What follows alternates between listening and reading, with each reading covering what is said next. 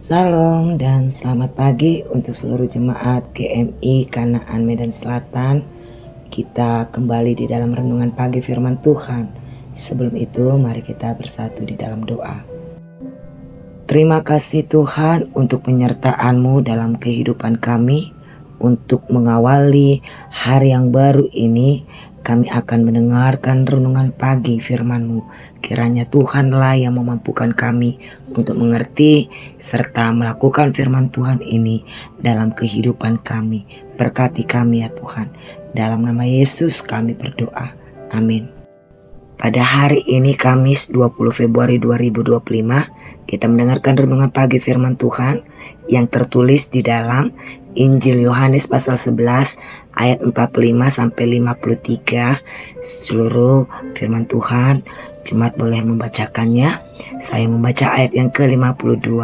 Dan bukan untuk bangsa itu, tetapi juga untuk mengumpulkan dan mempersatukan anak-anak Allah yang tercerai-berai. Amin. Tema kita yaitu kematian Yesus menyatakan tujuan Allah. Jemaat yang diberkati Tuhan, firman Tuhan ini tidak terlepas dari perikop sebelumnya, yaitu tentang kebangkitan Lazarus dari kematiannya. Banyak orang-orang Yahudi menyaksikan sendiri mujizat itu dan percaya kepada Yesus. Berita ini sampai kepada orang-orang Farisi dan imam-imam kepala, serta mereka berkumpul bersama dalam mahkamah agama.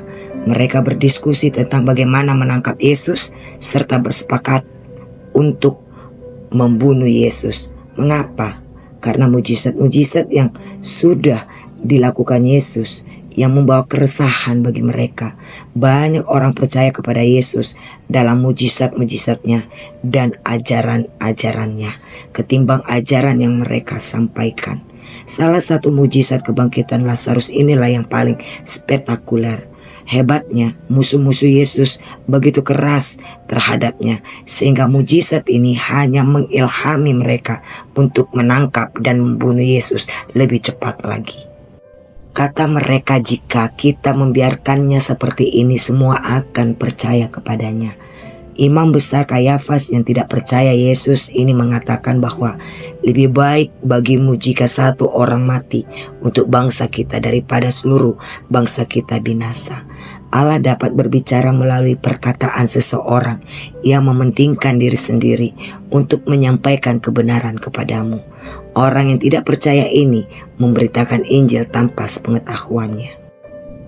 Jemaat yang dikasihi Tuhan, bukan hanya bangsa ini saja, tetapi juga untuk mengumpulkan dan mempersatukan anak-anak Allah yang tercerai-berai. Artinya dengan kematian Yesus di kayu salib dimaksudkan untuk menyatukan banyak orang. Menurut beberapa orang menganggap bahwa kematian Yesus sebagai ancaman bagi masyarakat. Padahal melalui firman Tuhan dalam ayat yang ke-52 ini menyatakan bahwa melalui kematian Yesus bertujuan untuk mengumpulkan dan mempersatukan anak-anak Allah dalam bangsa Israel, bahkan di luar dari bangsa Israel. Sebenarnya kitalah yang harus mati karena dosa-dosa kita, tetapi Yesus mau mati untuk menggantikanmu dan saya. Dalam kematiannya itu menandakan bahwa Ia mengasihimu dan saya. Itu adalah kebenaran teologis yang paling penting. Walaupun kesepakatan di dalam penangkapan dan pembunuhan Yesus terwujud, itu bukan berarti Yesus kalah terhadap tipu daya orang-orang Farisi, orang-orang Yahudi, bahkan dalam pertemuan mahkamah agama.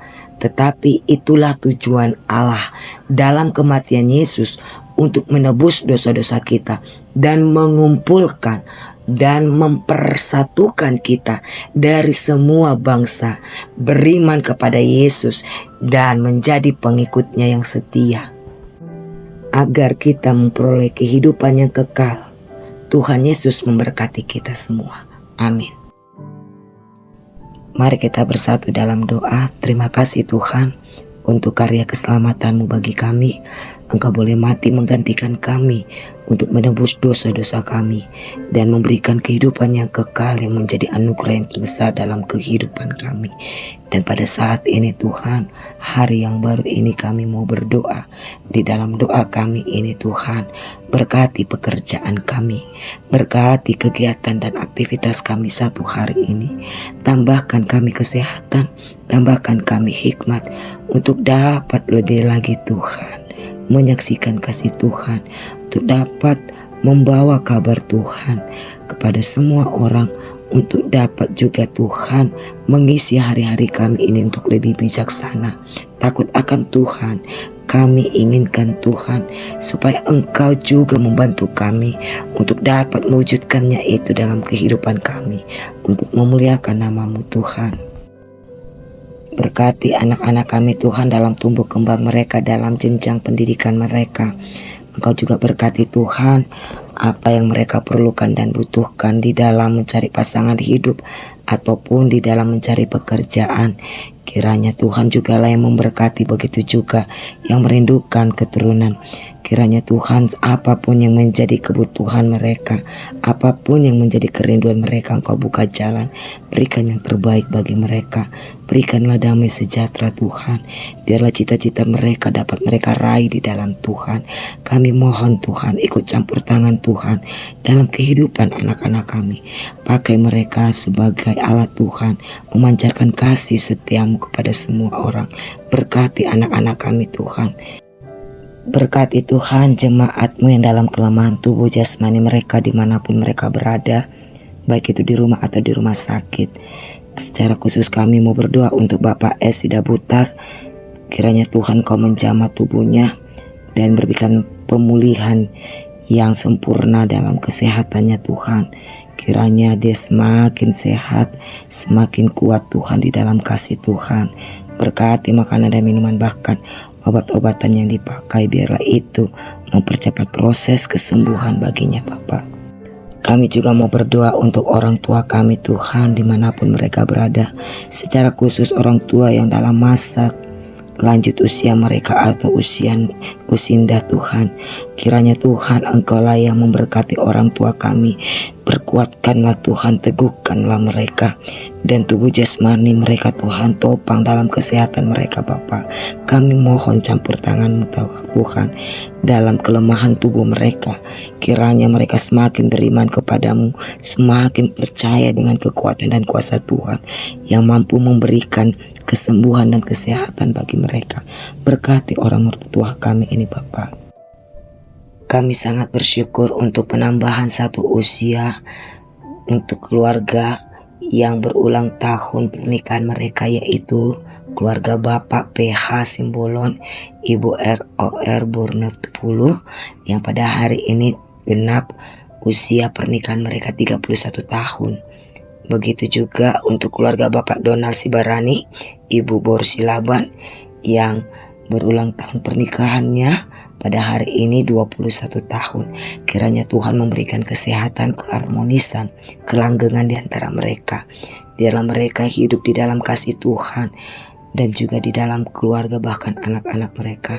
Kami mau serahkan Tuhan apapun yang menjadi pergumulan, apapun yang menjadi pikiran mereka di dalam segala sesuatu Tuhan yang menjadi beban bagi mereka. Mari Tuhan Kau buka jalan, Kau nyatakan kasih-Mu bagi mereka. Dampingi terus dalam apapun yang mereka jalani di dalam bahtera kehidupan keluarga ini. Kau senantiasa mengiringi dan Engkau senantiasa yang menuntun mereka Tuhan untuk melihat, menyaksikan kebesaran kasih Tuhan melalui berkat-berkat yang Tuhan berikan bagi mereka. Terima kasih Bapa yang baik.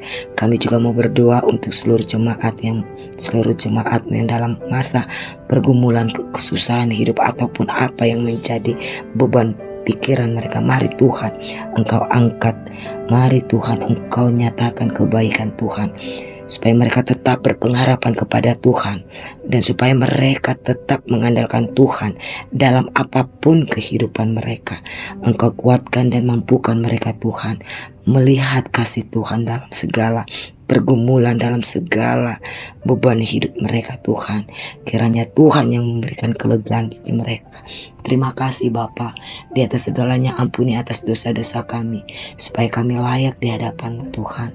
Dengarkanlah dan jawablah doa kami yang kami alaskan di dalam satu nama, yaitu Yesus Kristus, Tuhan dan Juru Selamat kami. Amin.